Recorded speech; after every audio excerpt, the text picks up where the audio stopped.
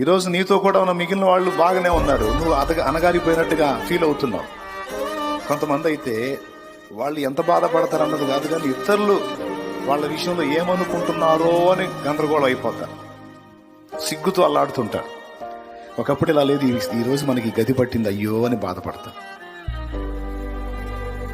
దీనికి తగ్గట్టు అగ్ని కాజ్యం అన్నట్టు వీళ్ళు దిగజారిపోతుంటే కొంతమంది ఇంకా తృణీకరంగా మాట్లాడి గాయపరుస్తూ ఉంటారు, ఆయాస పెడతారు.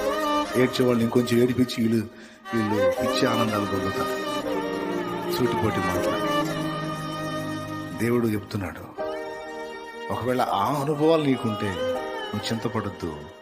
వాళ్ళందరూ ఒకవేళ నీకంటే బాగా బెటర్గా ఉండి అధోగతి పట్టిన నిన్ను అవమానంగా మాట్లాడుతున్నారేమో, నిన్ను గురించి చిలువలు పలువులుగా నవ్వుకుంటున్నారేమో, నవ్వని అనుకోని దేవునికి ఇందాక చెప్పాను, ఒక చీటిక చాలు.